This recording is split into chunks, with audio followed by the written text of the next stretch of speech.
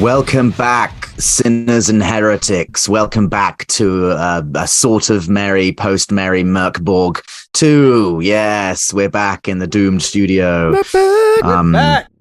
Counting the passage of times on our emaciated rib cages. How are you? We hope you're well. How are you three doing? Yeah, good. Terrible. Good. It's the end of the world. Yeah, everyone's doing that. Ha at Dan, but also Dan's got COVID, so we're like, are you okay? Yeah. Oh, this is going to come out like so long after we're recording it as well, so I'm just going to be like, this is going to be one of these things where I have to look back and just relive this week. The episode drop.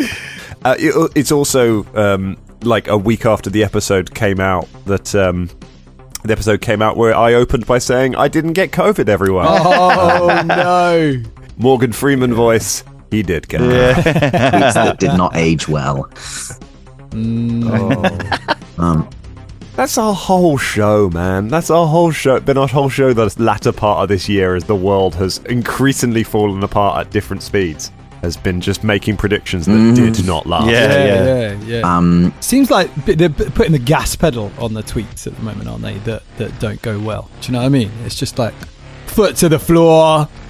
Let's take it down. This is quite dark and nihilistic, isn't it? Well, I mean, well, I am a nihilist, Colin. I don't know if I've playing the right game for it, to be honest. I mean, outside of the game, it seems relatively cheery. Although, what in Mörk Borg terms, if there was a big blue bird that foresaw the downfall of human communication, the church of which was run by one hapless man, that would be hilarious. So actually, do you know what? In fact, there's a few parallels. In fact, do you know what? Hang on, wait a minute. I'm not going to go into it. But it has been funny watching that guy crash and burn. It's been funny watching him slowly lose everything. I think this will be old news by now, but 3.4 billion he's now lost in net worth at Tesla. That's hilarious.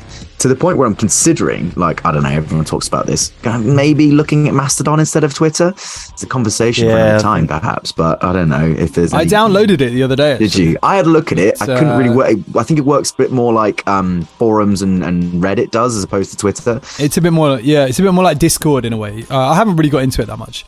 I just basically followed like 2 or 3 people that I already followed on Twitter, so I get their tweets, but on Mastodon. So it's fine. It's good. Yeah, download it. Let's see what happens. Follow us on Mastodon. Dangerlings. The DCP Mastodon has very firmly been pinned to the when Scott gets back section of the to-do board. Yeah, this is weird. It's because the way this comes out, I think the DCP episodes will come out first before this one, so I'll have to. I'll have to announce my proper intro and return back on the DCP rather than here, because by now audiences will already have heard me going back on the DCPs. This is a weird timey-wimey, spacey-wacy thing I'm doing. That's why we're faking how excited we are to be recording with you again, because when the listeners hear this, it'll be old news and they'll be like, what insane. That'll be wild. Hey, time's funny. It's all relative. And speaking... Have we kind of explained that properly, though? Have we said that this is the first record you've done back from being away? We haven't really said it, have we, properly? I think we just did. Yeah. So I guess it will be. Well... Well, I'm saying we'll announce it properly on the DCP, like when I do it, because that'll be the first one that comes out. Yeah. Either way, hello listeners, and I hope you've all been well. Good to have you back. Thanks, buddy. It's nice to be back. Yeah. And to show you how much I love being back, I'm going to put you through one of the most awful settings we've ever played on the DCP. Nice. That's how much I love you. Speaking of wandering through a plague-stricken land and there being completely questionable nihilists in charge of everything, arriving, the 3 of you, Scibbidy Rogers, Brian of the Monkeys, and the ex-wife, which is we're hearing a frightening amount of, and of course Terry of the Ratblood, traipsing, making the trek from Kurgus all the way to Tveland, where you are. For starters, your food's going to go down, but luckily one of you absolutely stocked the fuck up on lard. Oh, give me some of that lard, boy. Come on.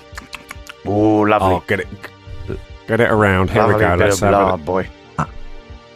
So how much food do we have to eat? Let's say for if you want to have a couple of days of trekking and gorging on nothing but lard and feeling your hearts harden, but the merriness sort of go deliriously into your head, let's just knock off 5 uses of lard. One of those chunks of lard just goes. 5 uses of lard. 5 out of my 6 are gone. Of one chunk. No. I mean, sorry. So each of those chunks is 5 uses. So 1 chunk. 1 chunk. Excellent. Well, I am wasteful. Fair enough. Knock off 2. Fair enough. Role playing to the hilt. Can't argue with that.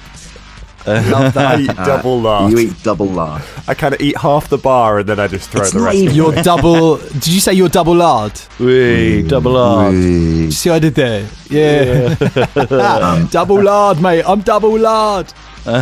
He is double lard, and it's not even like a paleo reference I can reference here. Lard's just, there's nothing redeemable from it. There's literally nothing. It's even cooking. It's not the thing you should use.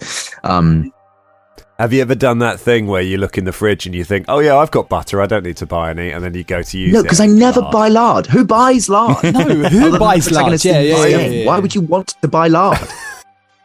It's like, because you might want to make hot water pastry once and then never again. Hot and then water it just sits pastry. In the fridge. Yeah, you use lard to make hot water pastry. You never made hot water pastry, No. Ross? I mean, it's something my parents might have in the fridge. It's something my parents would, like my dad would have like a bowl in the back of the fridge, and you'd be like, what is that? And he'd be like, oh, it's just a bowl of lard that I've used like 17 times. Do you know what I mean? And I just put it back in a bowl. And it's like, what? And sometimes, that generation of it. Your dad's making a lot of hot water pastry, Cole. That's what's going on there. That generation will like eat it on toast. Thank him for that quality pastry in your house. They'll eat it on toast. That generation. They'll do anything. The bowl of lard that has 17 uses does have more hit points than Brian, though. So. It does. Like a wealth of amount. More. So making the trek, you deplete your rations thusly with your lard that Terry of the Ratblood stomping around in his skull armor, punching the occasional tree that you pass. There's really not many. Your work here is largely done, Terry. There are slate grey mornings and bruise-coloured afternoons. The wispish scrublands you traipse along, they once suggest the existence of flora and fauna, but now have largely long gone. Nothing much remarkable happens on your trail, barring the lard gorging, but you do pass travellers. They look to be, and these are easily recognizable, they're codified in the land. Everybody knows what these people look like. Priests of the 2-headed basilisk pass you on the trail. And if you weren't sure from their robes and their basilisk regalia, then they make a weird 2-handed snake gesture at you as they walk past. The priests of particular religion are bolshily confident in that they are the one major religion in all of the land, and that everyone will submit to the whim and the will of the nihilistic 2-headed basilisks. Is that a gang sign? How you doing? Citizens, All right, boy. are you traveling to Beth serve your last day? Now we're eating lard, boy. He's got a bar in our hands like a choc ice. Do you eat the flesh and fat of animals in a way to best serve your last day? I mean, Well, we'll save the fat and put it in a bowl and put it in the fridge. I eat mainly because I heard so much that my ex-wife left me for my next door neighbour, who's this man here. Hello. He's more superior in every way. Truly, if It's you funny- were better citizens funny that you should. than the two-headed basilisk, the who could have told you of this misery that has been inflicted upon your life. Sorry, did you say the Who could have I told know us what about you're talking this? about. Definitely not either of the two very successful bands that are named after the same thing. No, I said the Who. Although I appreciate how it's difficult to understand me. Again with the two-headed sign. Well, I mean, you asked about how we were enjoying our last day. It's funny you should say that because I'm a nihilist. I don't know if I've mentioned that. And obviously I'm aware that it is my last day, but that there is nothing fundamentally that any of us can do about that. So whether it's good or bad has very little outcome on the... Is it your actual last day today? Well, it might as well be. We're all heading that way. So you should act accordingly. Live every day as if it's your last, but ultimately whatever you do will be pointless. So best just stay indoors, really. Why are you asking us these questions? It is our duty and our right to inquire that all well-meaning beings of the land are spending their last days in proper suffrage to the might of the two-headed basilisk, for they have foretold the miseries whispered by the god Necromancer. Oh boy, I'll tell you what, boy, I'm suffering, boy.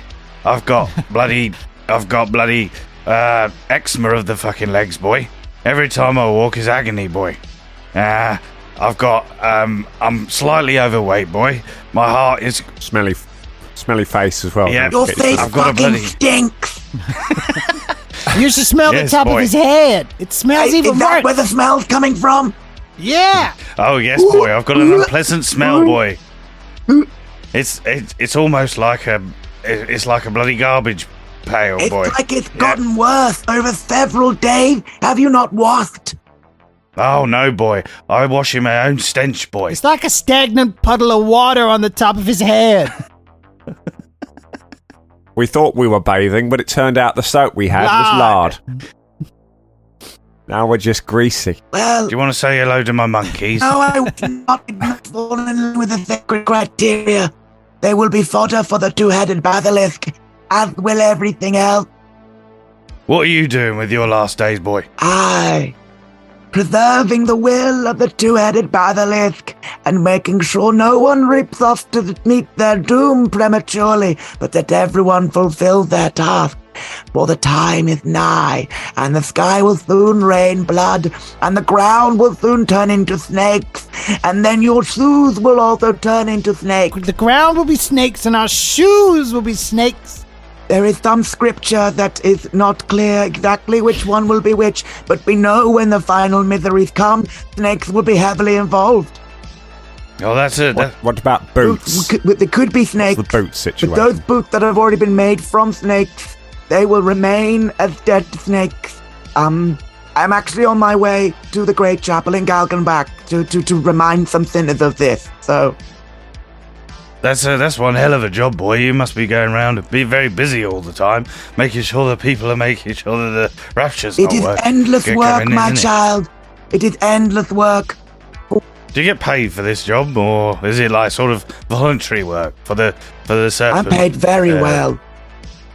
Like very I'm comfortable, you know? Yeah, well, have you got? I'm not rich. Have you got 20? Have you got 20 silver pieces and an unpleasant smell on your forehead, boy? No, I don't think you do. You know what? You've got me there. I will go and meditate on this. Yeah, that's what you should do, boy. Thank you. You have shown me something. I will leave What you about now. the other fellow? What about the other person? They don't speak. No, much, they do haven't been involved in this scene at all. I was going to involve them, but actually, doing this voice for one person is enough. And I've done way more talking than I thought I was going to. Like, way more. Yeah, that's fair enough, boy. All right, well, may the two-headed snake be with you. He will not enjoy be your with last us. days. What? The Holy Verhu does not live in this realm. No, but I'm saying metaphorically, he could be with you. He could be inside me. Oh. He could be inside my ex-wife over there. Everyone's been inside your ex-wife. Yes, don't I know it? Everyone's gone through her like a freight train. Not sully the great name of Verhu with your ex-wife. What's a freight train? This conversation is now finishing. Where are you going to? Oh, we're going to do some coffin thing. We're going to find a music box. Yes, we're going to the indigenous coffin to find a music box. You're going to an beginner's coffin to find a music box. That's correct. Yes, boy. For the queen. Which queen? The queen of the land. Which land? She's got hair and a crown, and she never looks at you. Yeah. She speaks like the Allianz. Yeah. Allianz, like the insurance company. I too have noted this similarity and was waiting for one of the three of you to point it out. Translated from the Swedish it is, but not immune to it. Slightly middle-class English jokes. You are looking for a music box on behalf of Blood Countess Anthelia of Kurgus. That's it. That's it. Yeah. We have been tasked with a task to task into the task of getting a music box for her, and then we will be able to get anything we desire. I desire to be away from him who's having it away with my wife. Your who's ex-wife. her. Yes, I know. You have gone into striking detail about this one subject. I've seen her legs up over tests the my air, faith and his. And my belief in a two-headed basilisk, and you are testing my faith.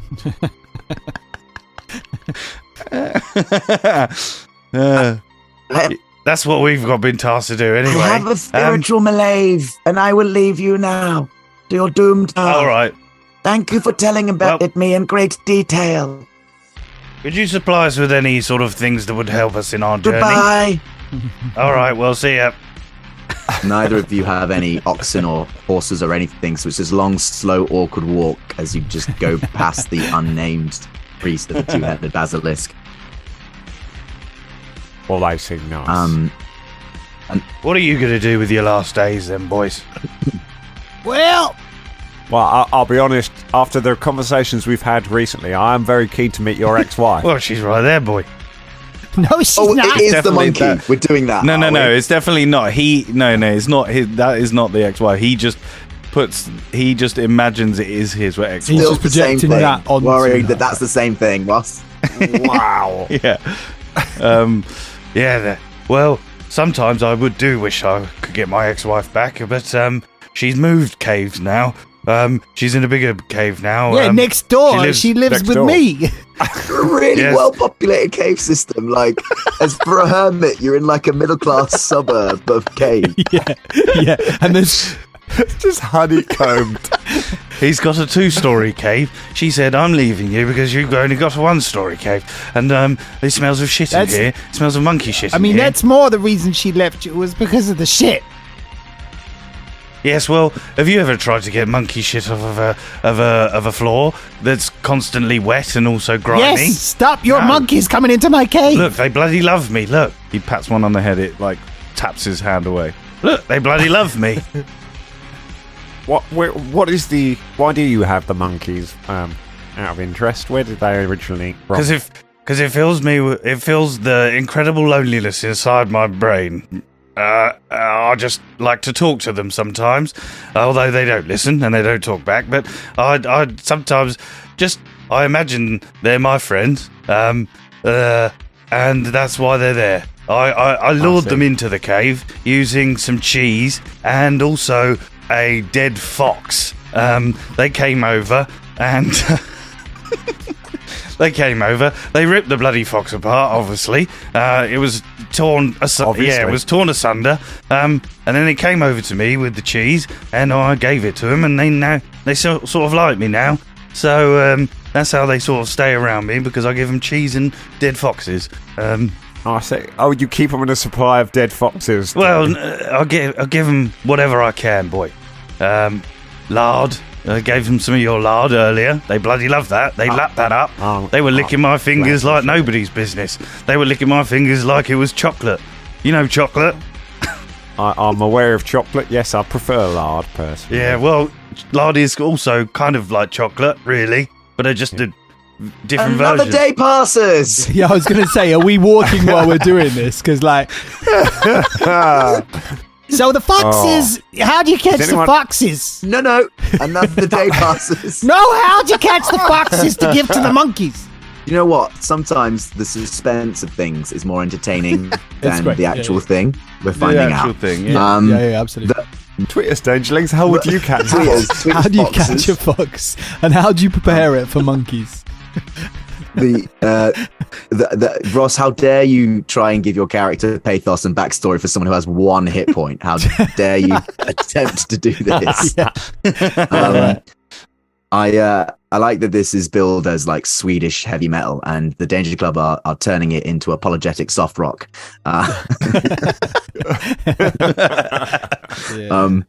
Another day passes, and on this sallow, frostbitten, cold road, you pass a very large body of a very large vulture. It's, as you pass it, you can see it's largely only bones and feathers that are left. But as you trudge across the bitter gravel, its skull turns as you walk past, and opens and closes its beak, click-a-clack, as if trying to say something. What are you saying? Do you go over to the Yeah, I think we all... Yes. Yeah, I'm going to speak for everyone. We all go over there. All right, you all go over. Terry, you get there first, and as you lean into the eyeless socket, the strangely fragile looking and thin bird skull, the vulture skull closes its beak and opens it, and you just hear...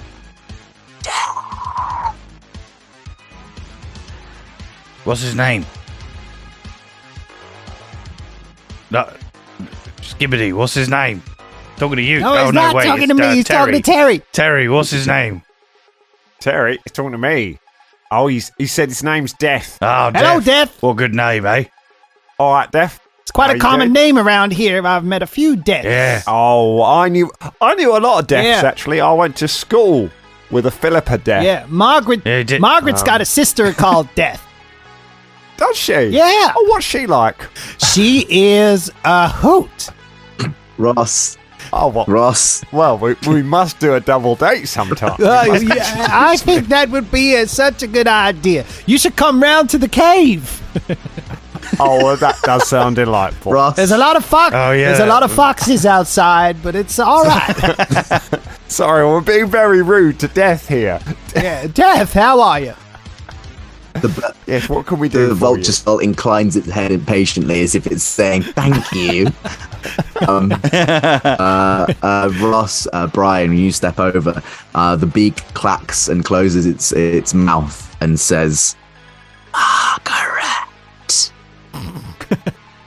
Yes, that is the name of my ex-wife.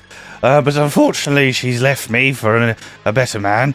I am inferior in all the ways. Slightly overweight. I stink to high heaven.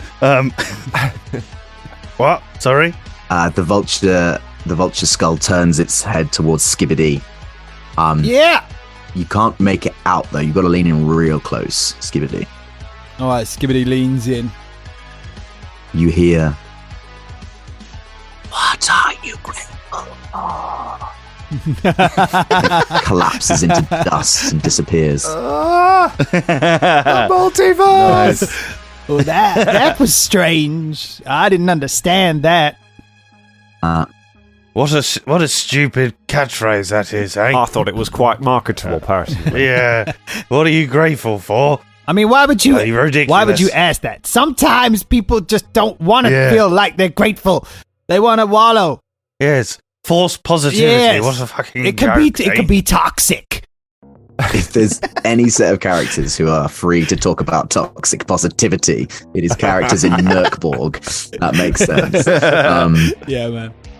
So another few hours of trudging, and you arrive in Tveland. You can tell because the bushes thicken out, and there is even to Terry's dismay, there is even the odd gnarled tree kicking around. I kick the shit out. You kick it, and you are immediately struck by a fetid, dank object in your head. Because from nearly every tree in Tveland, there is a body hanging from it, swaying in the rotten breeze. Oh, right in the head. Another few hours of stumbling around according to your directions, and you finally come to a stagnant pool. It would be remiss to call this thing a pond. You know this is a landmark for the hollow sarcophagus that you were looking for. You know that on the other side of this, if you do a bit of wading, should bring you to a rise, a knoll, which should be the entrance to the hollow sarcophagus. Right. Terry takes a bite of lard, assesses the situation. Wow. Looks like... Do we have to go... asking as Terry, do we have to swim through the pool to get to the entrance, or can we? It's like the gnarled trees on the other side would delay our entrance. That you would probably be best advised to just go through it. It doesn't look that deep. Well, looks like the only way is through, everybody. It's, I hope you're feeling swimmy. He stretches out his enormous armoured body. Terry takes a step. The water goes up to his ankle. Oh, see? Nothing to worry about. Terry strides confidently into the water. As Terry strides confidently into the waters swirl around his booted footprints like viscous oil. It's strange. The reflections looking up at a largely mottled cloud sky. But he's walking forward. And they leave you to do it by yourself. At the party. This is not the game for being precious about your characters. Not at all. No. All right. Scibbidy marches into as well. Why not? You all march off, sloshing through the water. Sure enough, you can see up ahead what looks like a very small hill on the other side of this pool. It is hard to tell, though, because the daylight feels like it is set to perma-twilight, like that constant liminality of things like being etched out on a chalkboard. Like the sun itself has already given up on this world. You are marching forward for a few feet when something small bobs up out of the water. Hello, what's Who this? sees it? All of us. Yeah, you can all see it, sort of at your shin level. What does it look like? Oh. What are you? Who Brian, was that you? No, that's not me, boy. You'd know if it was me, boy. You as you get closer, you can see that is the floating body of a rotten corpse. Oh, I know that smell anywhere, It boy. smells like your head. That's a rotting. No. That's not. My head doesn't smell like a rotting corpse. My head smells like a rotting arse. Actually, That's what it is. I've been trying to place it for days. Sorry, I'm smelling it. I'm smelling the rotten corpse's ass. That's why I thought it was. It's all kind of blending together right now. That's the trouble. That's where I'm getting confused. Yes. Hang on, I'll poke it with my stick. I would like to poke it with my stick. You poke it with your big staff. The rotten corpse, it's sort of like is face up, and is bloated from water rot, basically. As you poke it, you can see that its fingers, its misshapen fingers of whoever this was, they are fused around a box that doesn't look like it's taken water damage, a box that looks like it has a very simple open mechanism on it, and the box that, as you poke the thing, the box actually jangles reassuringly. Oh, well, that was easy. That must be the music box. We'll just pick that up and walk back, and then we've completed Well, our that's mission. it. Then we can get whatever we want from the Frost Fair. That was entirely This adventure- uncomplicated. Yeah, this fellow adventurer did all of our work for us. We didn't even have to go into the... Very generous Let's of him, celebrate with some lard. Take a bite of lard. Yeah. Delicious. Right. And Terry confidently takes the box from the corpse. As you lean down to pick up the box from the corpse, the corpse heaves up out of the water to meet you. Stepping back, you stagger, sloshing backwards in the water as a huge bulbous form pours out of a huge water pit in front of you, hitherto unforeseen by yourselves. The hulking form of a ginormous crab with bodies fused to its carapace with a stickly, acidic goo, its eye stalks waving menacingly and barnacles covering its weird claws. The carrion crab attacks you. Roll initiative. Crab. Carry on, crab. How do we roll initiative? I was waiting for someone to ask me that. In Borg, I roll an initiative. And if it's a 1 to 3, the bad guys go first. And if it's a 4 to 6, you guys go first. Oh, I love it. And let me tell you, the carrion crab's going first. Oh, good. Good. Heaving itself forward, with corpses bizarrely fused to its shell. This thing, this rarely seen colossal crab, that usually dwell in the endless sea. And I would like to point out at this moment that not only am I adapting and customizing an adventure by Johan Noor, who is the writer and creator of Mörk Borg. It's the Devil's Tomb adventure, which is available everywhere for free. I'm customizing that heavily. I'm also using by someone called Yui Garon. I'm also using the Mörk Borg Misadvent calendar, which currently is like $5, I think. I think it was cheaper when I got it because every day they add more monsters to it, and it gets more expensive as the month of December goes on. That's amazing. I love that. So cool. So, yeah. The Miss Advent calendar currently has a lot of Mörk Borg fan-generated monsters on it, and this is one of them. The carrion crab is one of them on like day 3 or something. It might have been day 1 actually. But yes, nice. This thing as a result of Mörk Borg fans. It's also a little throwback to a little Easter egg, if you like, to the DCP where there were river crabs. River crabs, you know, right? There were river sharks. Should I say? Yes, that was looking back on it now, that was a confusing time. Yeah. Confusing to just sort of reference once. So how it works, Terry, you're the closest to it. It seizes up out of the waters and snaps its pincers towards you. The corpses on its shell bob weirdly and menacingly. I need you to roll me an agility test, which is just rolling a d20, adding your agility score. That's a 10. It's a 10. You fail. You get pinched by the pincers, but luckily you're wearing heavy armor. Which should take away a certain amount of the damage done to you. I am gonna do that for you now. Snippy snap, go the pincers. Clamping onto you.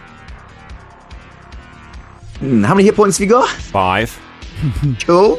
Luckily your armor reduces. Oh yeah, there we go. Clamping around you. You only take 1 hit point of damage as the claws try to snap around your midriff.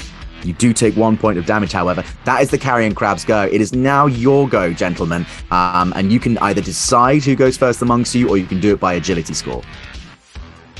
Oh. I think our agility is all the same, isn't it? Yeah, mine's -1. Oh, well. Oh, right, okay. Oh, this did... Now that this has happened, it did seem strangely inevitable. Right. I'm going to just start hitting the claw with my stick. Cool. To try and get it. See if I can make this thing let go of me.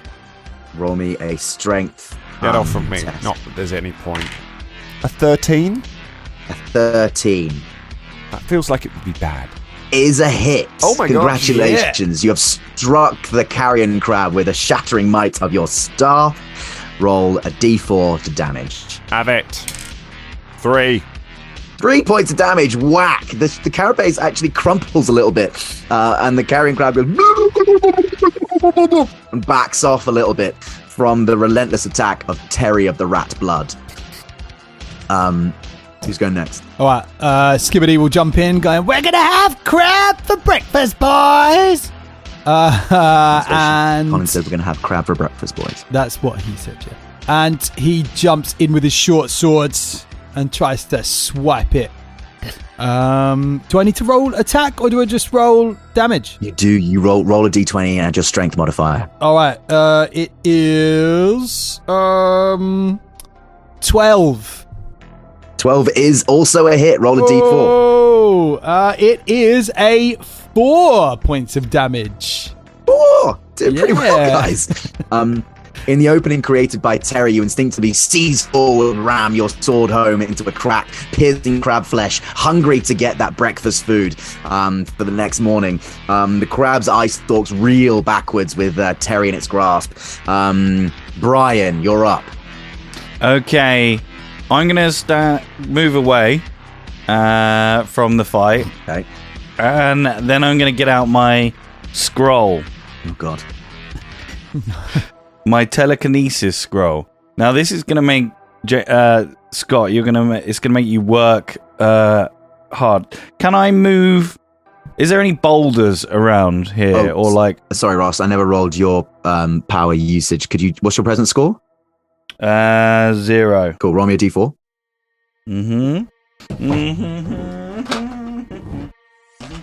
Oh God. Oh God. Tell me you haven't got a d4 out. Playing this game for an hour and a half.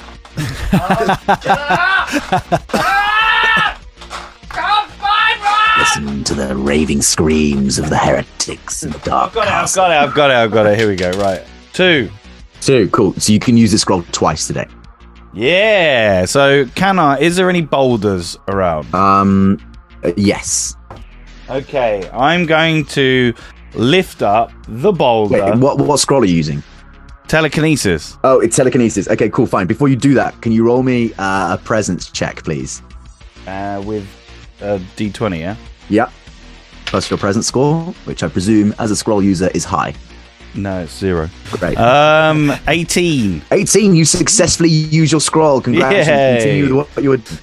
So I lift up this boulder, and I can move an object up to 1d10 times 10 feet for d6 minutes. Hold on. So that's 7 on my d10, so I can move it 70 feet. And for 5 minutes, I'm gonna move it up 70 feet above the crab's head. And then I'm gonna stop it. You're gonna stop it. It's just hovering above the crab. Yeah, then I'm gonna fade. I guess we have to wait. Can I just dispel it? Yeah, if you want. How high is it above the crab? 70 feet. I hope you've got the damage for falling. Yes, I have. Good. I've got it right here, buddy. Okay, yeah, and I dispel it above him. And yeah. Let me just roll the damage. It's called You Win. The boulder comes down, and with the cracks rent in it by Terry and by Scibbidy. After all, I've amped this up. This is actually a really easy game. I've had this up so much, and it turns out you're just gonna fucking storm roll at the first combat. Oh my god! Barely any damage taken. No one's taken any fucking wounds. Just fucking floored it. Amazing. The penance for failing the scroll checks is massive, by the way. As long as you roll over 12, you can. I mean, I guess that's magic, isn't it? Yeah. Cool. Ross, or between all three of you, describe the shattering of this carrion crab. Skibbidy's kind of underneath the crab with his sword in the crab time, and he hears the whistling of the boulder flying down towards the crab, and so he yanks out his sword and jumps across to the bank. Terry, as he sees the boulder coming down, having cracked it a good hit with the staff, sees the boulder coming, and then hurriedly, with the bar of lard in his other hand, rubs lard around his waist and slips free of the claw just in time before the boulder lands. Yeah. I guess Brian just like lifts up this boulder with his scroll. Goes, right, boys. Don't worry about me, boy. This'll win my wife back. Don't worry about that. All right.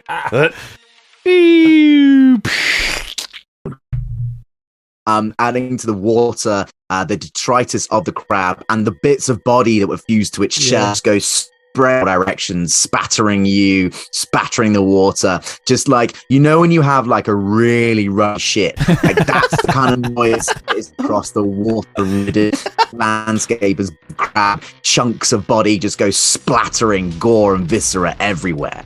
You have completely bossed your first combat. Congratulations. That was actually very easy. Yeah, it's pretty easy, man. All right, now I need whoever is going to look first at the detritus and the things left over in the box, etc. I need someone to roll me a D12. Let's have a little look, shall we? 5. Okay. Well, 5 more crabs. In the box is 5 pieces of silver. Nice. That's what was jangling. That's nice, isn't it? That's very good. Can buy some lard with that. Goes in the lard fund. More lard for the bank. Cool. Now scattered around the rest of the carrion crab, what you rolled was actually a weird amount of potentially usable weapons. Can one of you roll me a d20? I'll do it. 11. You get a mace, a workable, usable mace. It's a thick piece of wood this, boys, with some ridged iron cutty bits on the end. It does a d6 damage. It's pretty good. Roll another d20. 15. 15. You get a sling. Nice. A chunk of leather with a pocket in it. There's a few of those, but then you find one that's workable. Can fit a stone in it. It does D4 damage, and obviously it's ranged. Nice. Roll me another D20. All right, I'm gonna go on, Dan. It's fucking Christmas, bitches. 17. 17. Dear. You get a whip. Got a lot of whips in this world. You've got a whip like me, boy. I've got a whip now. I would like to remind both Dan and Ross that whips do D2 damage. And finally, you can have my whip, and then you can combine them together, and you get D4. Doesn't work like that. Dual wielding whips. Finally, one more D20. Go on, Ross. Go on, Ross. All right. 4. Fuck. You get a crossbow. A working crossbow with no bolts. But it's a crossbow. And it does D8 damage at range if you can find anything to put in it. Oh, don't you worry. I'll find something to put in that, boy. Is it a monkey? Yeah. All right. Yeah. I throw the mace to Terry. I attempt to catch the mace. Okay, give me an agility test. 11. 11. You fail to catch the mace. It hits you in the head. You die. 2 points of damage. I am just alive. Sorry. Oh, sorry. Oh, right in the non. Right in the. I was just. Crunch and splash. You've successfully slain the carrion crab, and in true Danger Club style, you have done more damage to yourselves than the furious monster could ever have done. Nice. You pass the detritus and the gore of this thing, and sure enough, step onto dry land or dryish land, the boggy knoll. Can we take some of the crab? Top of which? Sorry, can we take some of the crab? Yeah. Yeah, give me a presence test. Okay. Yeah, sounds good. Because it says in this game that it's good to take trophies. Trophies are worth. Oh, okay, yeah, cool. So maybe I'll take like a claw as well. So I'll take some, or one of his eyes. Okay, cool. One of his eyes. Yeah. Okay, cool. Crab stalk eye, claw, and some crab meat. Hopefully, if you get a good presence test. 16. 16 is a great presence test. Cool. You get all of those things that you want, and even some of the crab meat is edible as long as you cook it. Yeah. In lard, right? Do you know what? Yeah, actually. Yeah. You can cook crab in lard, I'm sure. Lard crab. Lard crab. I can't argue with it. It's true. It's sensible and it's right and it's just and it's righteous. You're doing very well. You get to the top of this bog, and with your various trophies and food, and we haven't got a fucking dungeon yet. Fucking bristling with weapons. Yes, at the top of which there is in fact a thick metal tomb-like structure, a sarcophagus. It is several feet across. It has clawed iron feet for corners, and an inscription that has long since been worn away by wind, time, and hatred. It is pulled offside, leaving a large hole in the hillside that leads down the hill. The hole is knotted with moss and gnarled branches. It teems all the way down into darkness. Would you like to rest or anything, Terry, before you go inside? Or just use a medicine box. Apparently you've fucking got loads of them. Yeah, we've got loads. We have loads of those. Yes, although I am the only one without a medicine box. So, may I use the medicine box? Perhaps I will let you sleep in my massive tent. You can take some of mine. You can have some medicine from my box. Excellent, thank you. That's all right. You could have mine as well, boy. I just have one requisite for that. What's that? You win my ex-wife back from Scibbidy, and yeah. I am planning on seducing your ex-wife from Scibbidy. Yes, that is already one of my things, my pointless task to accomplish. That is what the world. I did fear about that. I thought I was going to set you up with her sister. Yes, I did, but also I'm fundamentally fairly amoral, so I am still angling for a threesome at some point. I feel I should be clear with you, given that we're on this mission together. I have to tell you, Terry, she loves a threesome, so you'll be right in there. Oh, God. I hasten to add that your credit has been racked up pretty well, actually, Terry, because these guys have been sleeping in your tent already, your massive tent, on the way to Taveland. So you could well call in that favor of the medicine box. Would you like to roll a d6 as you apply the salves and ointment and bandages to yourself? I would love to roll a d6. That's a 6. You're fucking loaded, baby. You're good. Excellent. Good medicine box. They passed you the really good one. This one's got like the opium in it. Oh, he downs the opium. There's still some left in the bottle, but he throws the bottle away. He's wasteful. So wasteful. Terry is so wasteful. Yeah. All right. What would you like to do? Right. Head in. Let's get in that cave. Get inside. Head in. You step into the dank, fetid hole, and as the darkness consumes you entirely, you cannot see anything. Oh. Hold on. Has anybody got a light? I've got some. No. Oh. Terry lights. I guess we could just... Terry lights his torch. You have got the torch and tinderbox. I brought the torch and tinderbox. I was planning on using it to burn trees, but I suppose this is a good secondary use for it. Terry lights his... Terry holds the torch in one hand, lard in the other. Heavy mace at his hip. Shines his torch. You step down into the darkness. Your new golden orange light being your only friend as the halo of light passes down this weird, dank, soily corridor with your two erstwhile companions backing you up. It soon evens out into steps that seem to have been carved from the earth itself. And you find it fairly easy going down to a platform which veers to the left, which also banks off into steps, although much more haggardly cut. These bits of rock sort of break them all up, and they seem to be treacherous to step on. Would you like to continue going down them? What do we think, gentlemen? Should we continue, or should we abandon our quest at this point? We could. Yeah, let's just go home, eat some lard, see Margaret. It'll be fun. I'm quite keen to roleplay that encounter out. No, let's go down. Margaret, the wigged monkey, looks worried. Let's go down the stairs. No, we should come on. We should carry on. Margaret will be more impressed if we complete the quest. Yes, Margaret will be very impressed with me. Give me agility tests from you all to clamber down these weird mishappen steps.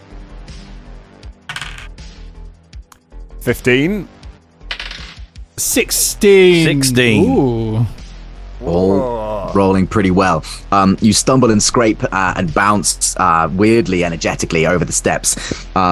You even come to a weird drop into a fetid chamber of sorts that even looks like it has some kind of stone paving on the floor, which it looks at odds with the rest of the soily earthen path you've been on so far. You clamber down that even with ease, not slipping once, not falling down the gnarled roots, not crossing the crooked steps. You clamber down that with ease and come to rest in in this stone paved room. The torch illuminates it, but there is a sort of weird glow coming off a passage to the right. But you are not the only things in this room. As the torchlight illuminates it, and Terry, you lean forward and shine it in every corner, you see a huddled figure staring at you, clad in cloth rags. Hello, boy. Hello there. Hello. Have you come to pay homage to our overlords? Well, who's your overlord? The face within the cloth, within the rags, peers out at you wide-eyed and just points a slow finger up towards the ceiling. We look up Yeah, at what the do we ceiling. You follow the finger up and your eyes reach the ceiling very high above your heads.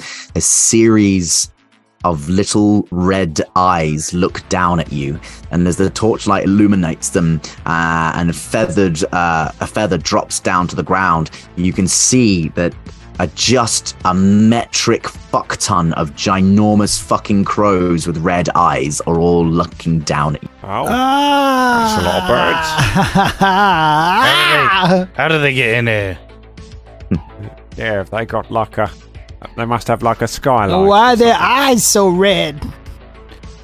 Shining in the darkness. Maybe they've got like a little crow chute. They've got a crow hole and a corvid hole, maybe. Yeah. Listen, boy. Are these murderous crows, or are they just sort of just ambivalent? The grotesques are the new rulers of this sarcophagus, and you would do well to abide by their whims. What does that mean? We'd have to pay crow tax, or Yeah, probably. I have been. how much have you been brother, paying? Wreck is lost in the depths of the sarcophagus. He will not abide by the grotesques' rule, and thus he is damned. So you didn't go after him? No! That weird singing that comes from that corridor really creeps me out. Well, What's wrong with that particular monkey? He points at Margaret. He's got a wig on. Why did you do that? Because it reminds me of my ex-wife Margaret. You all right? are surely more damned than me and my brother Rex. If you think being scared to go down there into the sarcophagus was bad, you should smell my forehead, boy. Yeah. I would advise you, one with the forehead that smells of puke, to pay homage to the grotesque overlords before you step forward. Oh, crows. Oh, crows, thou art so amazing. Obviously, as amazing as a bird can be in this tiny room. All They're grotesques! I implore you to use the actual name I've been given just to differentiate them from normal corvids. Sorry. And also that's day 3 on the Miss Advent calendar.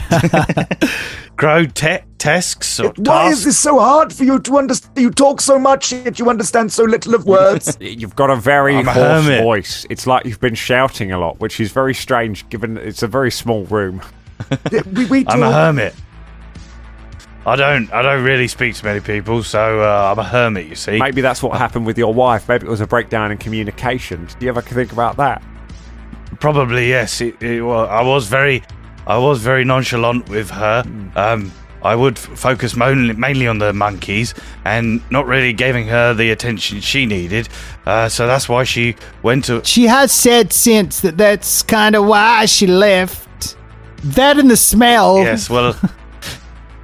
Goes a long way, doesn't it? Basic communication and not having monkey shit all over the wall. It helps. It helps the relationship. Yes, well... Anyway, we should talk to these crows. Oh, Crowtesks. What would you like? For us to pass? Like? Chewing gum?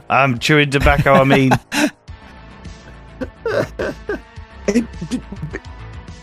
Deploy yourself before them and give them an offering, else they will peck out your eyes.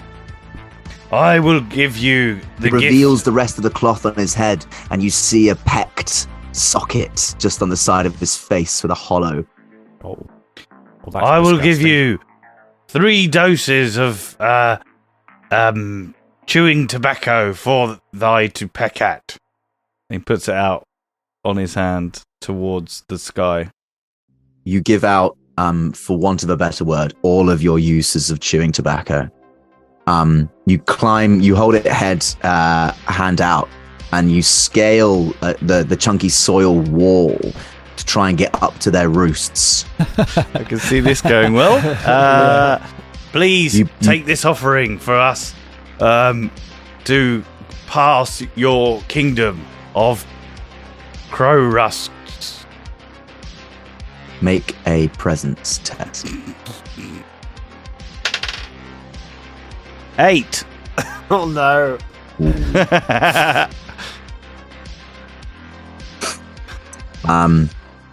One of the Crowtesks flies down. Its unnaturally large corvid body swoops all of a sudden, snatches the tobacco from your hand, and another one, almost in conjunction with the other, just swoops past you and tries to gore your stinking forehead with its razor-sharp beak. Roll me an agility test. 10. 10. You get gored by the Crowtesk.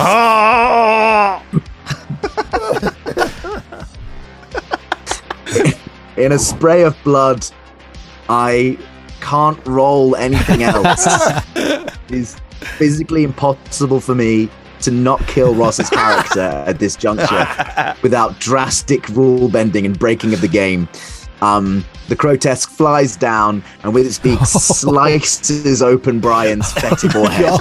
A spray of blood vomits forth all over the ceiling, all over the Crowtesk. Oh no! Just lap and clack and glug up his blood in a merry little avian dance as his very soon to be lifeless body collapses from the wall and falls to the ground in a rapid pool of his own blood. There is a chatter and caw among the Crowtesk chorus on the ceiling as they look over what is soon to be a very, very dead body. You have hit 0 hit points and you are out, technically, if this is combat, for D4 rounds. Let's say that's 1 round. But you are also still privy to other crows. If they want to eat you, then they could kill you. Yeah. Brian's dying on the ground. Ow. Dungeon room well. Yeah, right. That's what you get for smoking, isn't it?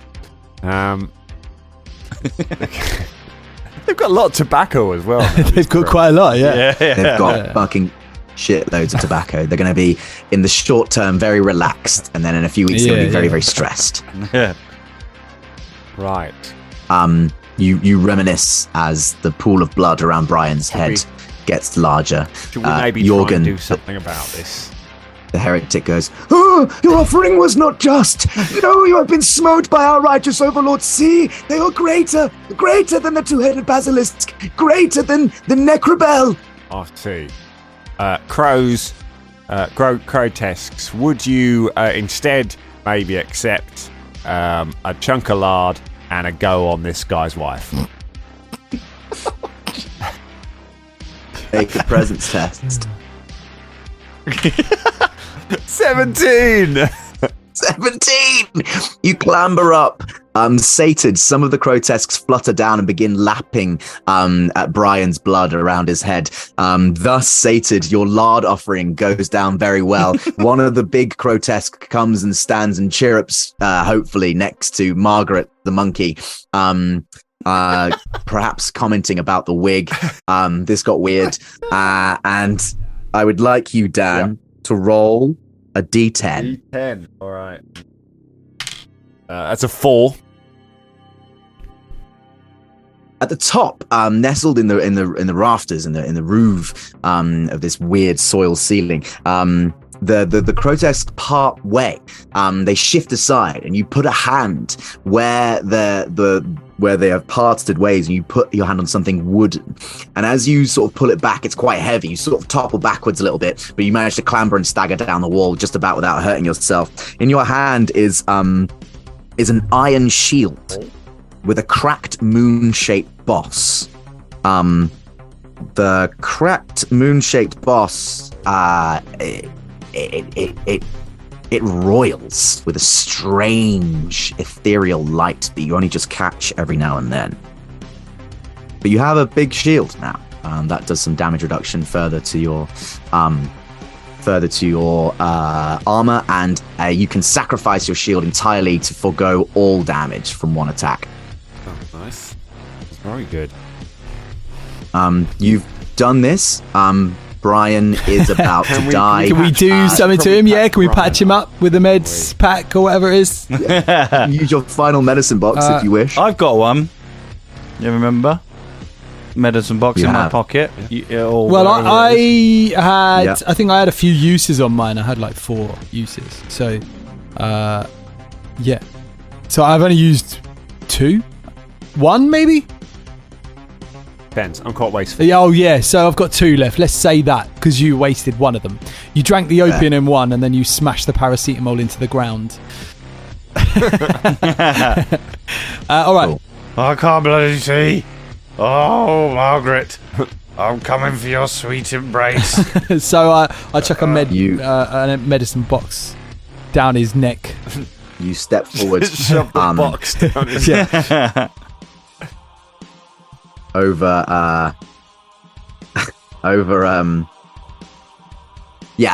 Brian's prone body, you divulge the contents of this medicine box and apply it to his wounds. He does come around eventually. Brian, it takes him a few seconds. Brian, I have good news and I have bad news. I got a terrible headache. I've got some paracetamol somewhere. Oh no, wait! Someone's done something to it. Well, at least the blood has sort of muddled up the smell on my forehead now, so that's good. It has. One of the grotesques actually like lapping at your head, sort of like vomits in a weird bird way, like just opens its beak and goes. Got a bit of bird sick in the wounds there. What did you say, Terry? You've got some good news. I have. Yes, we have appeased the crows. Yay! And we are being allowed to pass merrily on our way. Yeah. What's the bad news? They are going to all take a turn on your wife. Oh. Well, it will just remind me of the time that I saw Scibbidy with his bare ass in the moonlight. Just with my wife. Exactly. It'll be exactly like that, except it'll be about 50 crows. It was bare ass in the moonlight.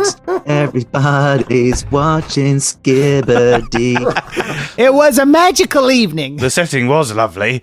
I was speaking of magical evenings. Colin, is Scibbidy going to make any kind of offerings to the grotesques, or is he done? Do the crows look placated? I tell you what, he'll what shall he give? They don't look placated. They don't look anything rather than unusually large, murderously looking crows. Oh, crows! Crows that are bros! Grotesques that are grotesque. Here, I offer you a sling.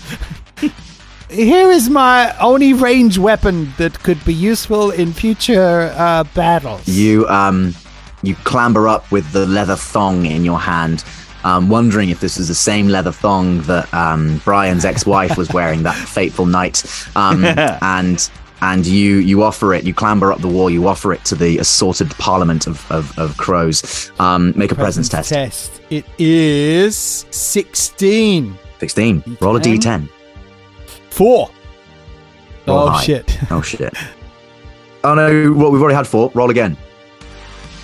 It is 5. The crows part, and feeling your hand weirdly above in the crevice, you put your hand on cold little pebbles. You draw them out, and you realize in the palm of your hand are a collection of different sized gold teeth. You've got no idea how they got there. Sick. They are worth about 66 silver pieces cumulatively. Okay. Nice. I immediately start unscrewing some of my teeth and start replacing my teeth with gold teeth. Hey man, your natural teeth are probably harder than gold. I'm just saying. Like, true. Yeah. Okay. So he does. Good point. Yeah, I think he does 2. For aesthetic, I'll allow you to do that. It looks cool. Yeah, 2 teeth. Look like a bit of a G now. Look a bit of a geezer. But he puts some. He uses like back teeth. He doesn't do it at the front, so you can't actually see it. It's just like 2 like wisdom teeth that he's replaced. So you wouldn't even see it. But it's just so he aesthetic, knows. Yeah. Does it for the aesthetic, and it's useless for the aesthetic. Yeah. Scibbidy fiddles with his mouth. It looks horrible. So thusly equipped, thusly nearly died. Jorgen the heretic says, "You've been appeased by the grotesques." And you look around the room with the torch and realize that there's just 2 passages that you could have gone through at literally any time whenever you chose to do so. Despite what Jorgen says, who trusts the ravings of a heretic? Thusly equipped, and in the first room, room number 1 of the hollow sarcophagus, that's where we shall leave it for this fortnight. To see the finale of what happens here with these 3 reprobates. Oh my god. Yeah. Nice one.